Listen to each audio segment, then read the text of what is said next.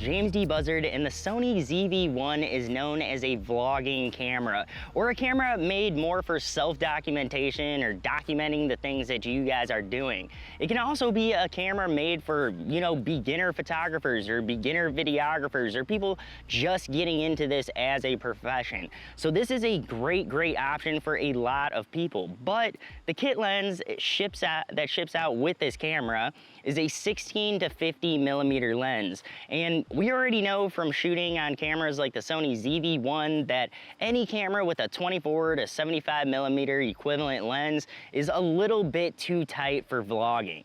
And right now we're actually filming on the kit lens at 16 millimeters in standard stabilization. So this is the widest field of view that you guys are going to get. But this is the field of view that you guys can expect from the kit lens in a vlogging type scenario. So this is me kind of holding the camera out as far as possible, and this is me holding it more where I would probably normally hold it so that my arm doesn't feel strained the entire time I'm actually vlogging. But what can you guys do to actually solve this issue of having this tighter field of view? And depending on, how big you are or how long your arms are, you guys might, not have this same exact field of view. For instance, if you guys are a bodybuilder and have way broader shoulders than I do, and you guys, have the same arm length and same height and all of that, this might be, a lot tighter of a field of view for you guys than it is for me. So you guys also need to take into account your guys' exact body type, your arm length, and all of that in order to know, do you guys actually need something wider than a 16 millimeter when you guys are vlogging? Additionally, newer Sony cameras also have this feature called active stabilization. So we actually just switched over to active stabilization, and as you guys can tell, our field of view went from a 24 millimeter equivalent actually to something closer to a 35 millimeter equivalent on a full frame camera. So this is going to crop into your footage a little bit, and it's also going to make that field of view a little bit tighter. Along with active stabilization, Sony also offers Catalyst Browse, which we're using to stabilize this shot right now, and Catalyst Browse gives you almost gimbal-like stabilization with your guys' shots. But again, you gotta crop into your footage. So what is a solution to being able to use your guys' kit lens and still get that awesome, super wide field of view that you guys want?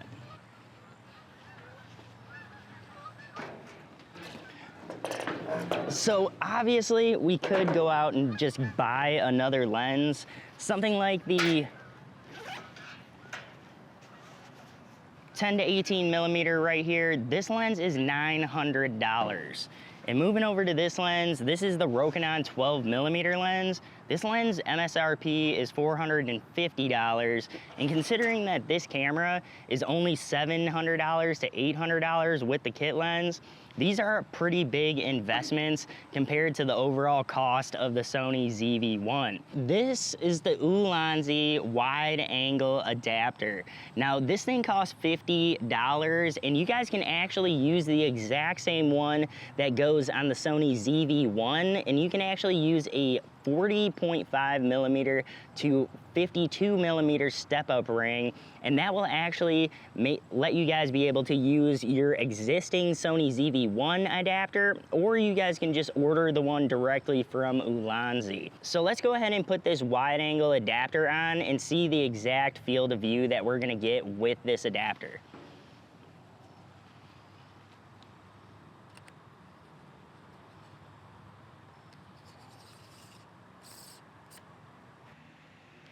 And we're now walking with the Ulanzi Wide Angle Adapter attached to our kit lens on the Sony ZV-E10. And this is going to give us the same field of view as if we put that Rokinon 12 millimeter onto our Sony ZV-E10. So this is actually the same field of view as if we were shooting an 18 millimeter on a full frame camera. Me personally, I think anything between like 14 to 20 millimeters is kind of that ideal focal range for this style of vlogging, or 14 to 20 millimeters equivalent, this on a full frame. I think that's really where you guys want to be for vlogging. And this at 18 millimeters equivalent right now, this is definitely within that range. So I think this is very acceptable for vlogging, and you know, for me, this would work perfect. Really quickly, let me actually put this side by side with one of the shots from earlier, just so you guys can kind of compare the overall field of view that we're currently getting with the 16 millimeter with this Ulanzi Wide Angle Adapter up against just the 16 millimeter kit lens all by itself. After checking out those side by sides, it's obvious that this thing is definitely giving you an overall wider field of view with just the kit lens. So if you guys are only trying to get a wider field of view and you guys don't want to, you know, break the bank and spend $400 or $900 on a new lens, then, you know, this is going to be an amazing option. But I can already hear you guys in the background. How does it do with active stabilization?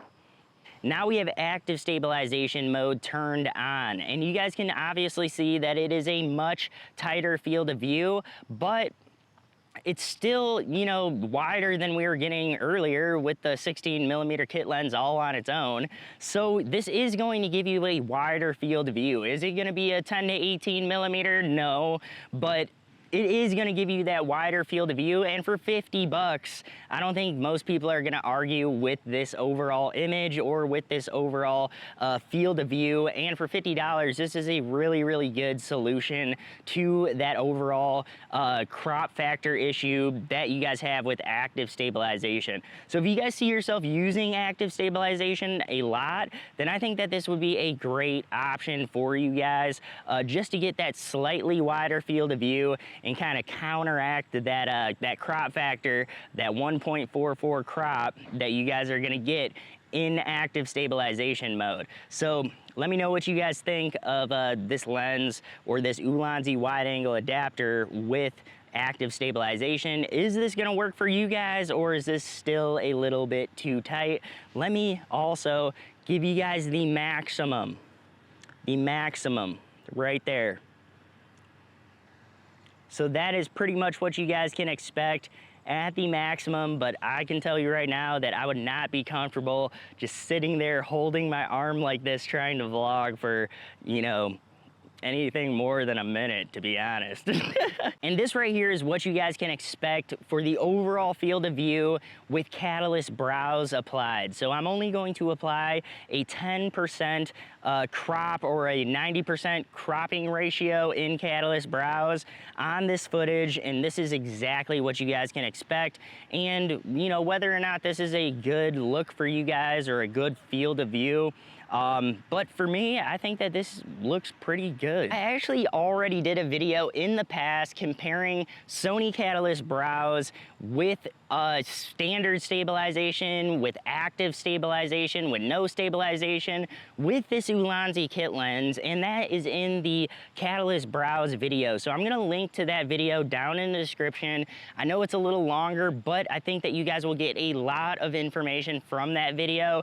And if you guys are interested in checking out the overall field of view, the crop factor, and the results that we get with Catalyst brows versus active stabilization versus standard and no stabilization, that is the video for you guys to watch, and it is very detailed, and I hope that you guys get something from that video, because I did put a little bit of time into those tests and stuff. So check out that video. Chapter markers are all included and ready to go like normal. All in all, I think that this is gonna be a great option for you guys if you guys need a lens, or if you guys need something wider than 16 millimeters, but you guys don't wanna be breaking the bank to get something like the 10 to 18 millimeter from Sony or the Rokinon 12 millimeter, which are both great options. But again, this camera costs $700 to $800 brand new, and a lot of people don't wanna spend that exact same amount of money to get another lens lens for this camera.